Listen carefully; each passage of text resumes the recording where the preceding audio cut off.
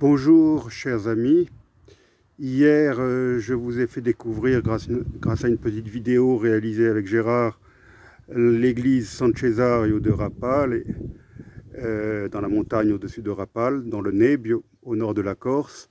Aujourd'hui j'ai le plaisir de vous faire découvrir une autre église pisane, la Corse en compte tellement, mais qui se trouve à l'opposé de celle d'hier, puisque nous sommes à l'église Saint-Jean-Baptiste de Carbini, dans l'Alta Rocca, à l'extrême, enfin dans le sud de la Corse, dans la pointe sud de la Corse. Alors je vous convie à admirer cette très belle église en profitant des dernières, pas les dernières, mais presque la fin du jour, et la très belle luminosité. Alors voilà, je me montre quand même pour bien montrer que j'y suis, à Carbini. Et alors, ce qui fait sa spécificité, c'est ce très haut clocher séparé de l'église. Je m'éloigne un peu de l'église pour vous donner une vue d'ensemble. Voilà, l'église. Et juste à côté se trouvent les vestiges d'une église encore plus ancienne qui s'appelait San Quirico, c'est-à-dire Saint-Cyr en français, ou Kyrgus en latin, Kilicus. Voilà ces vestiges.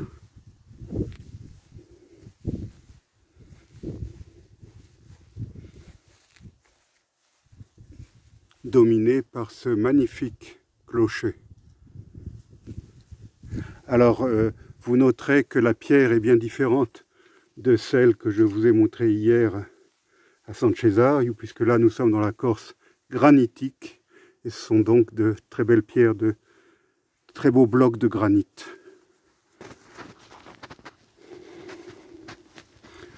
Nous faisons le tour de l'église. En passant, je vous montre la porte du clocher pour vous donner une idée de la hauteur exceptionnelle pour la Corse de ce clocher. Voilà la très belle abside de l'église.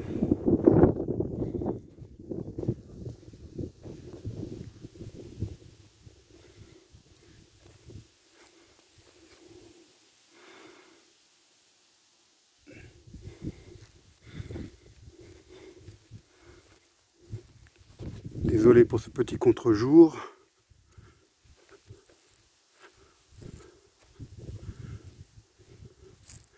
J'essaye de regarder où je mets les pieds parce qu'il a plu il n'y a pas très longtemps, donc le terrain est un peu boueux.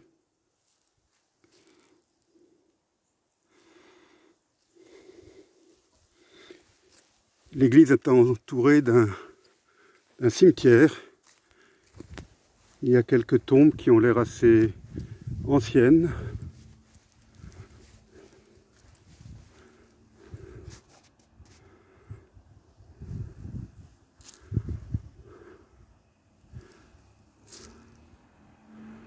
Vous pouvez observer les éléments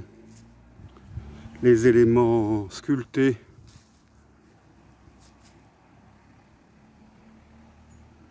tout le long. Bon, c'est une église très sobre, comme toutes les églises pisanes, c'est-à-dire églises romanes. Mais on retrouve les mêmes têtes humaines qu'on voit également à San Miguel et de Murad. J'essaie de zoomer un peu. Voilà. Qui me faut penser à des masques africains.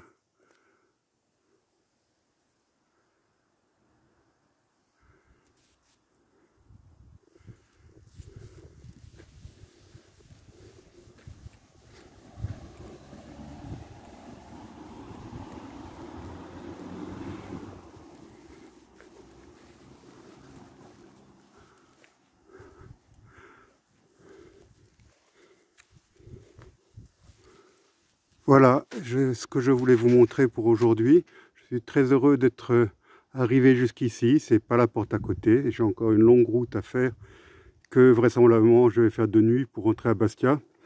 Le but initial de mon expédition était de visiter le musée de la Résistance à Zonza. J'y suis bien arrivé, mais alors que j'y pénétrais, la dame en charge de ce lieu m'a indiqué qu'elle était en train de fermer. Il était 3 heures de l'après-midi, même pas, 2h30 je crois, me disant qu'elle avait une urgence personnelle et qu'elle devait partir. Bon, je lui ai fait part de ma déception, étant venu de Bastia, et ayant pris la précaution avant de téléphoner, mais il n'y a rien eu à faire. J'ai dû ressortir du musée, donc j'ai poursuivi mon chemin jusqu'à Lévis, Libye, en Corse, où se trouve un très intéressant musée qui contient beaucoup d'informations et d'objets du néolithique, donc c'est cette période assez peu connue de l'histoire de la Corse, ou je dirais même presque de la préhistoire de la Corse. Donc j'ai visité ce musée de l'Alta Rocca, musée départemental, ou plutôt territorial maintenant, de l'Alta Rocca, avec beaucoup d'intérêt. Je comptais visiter les deux, mais vu que je n'ai pas pu visiter celui de Zonza, j'ai filé directement à Lévis, et de là je suis venu à Carbini pour admirer cette belle église que je connaissais de réputation, mais où je ne m'étais jamais arrêté jusqu'à présent. Voilà, chers amis, je reprends maintenant la route pour Bastia. C'est une longue route. Allez, à bientôt.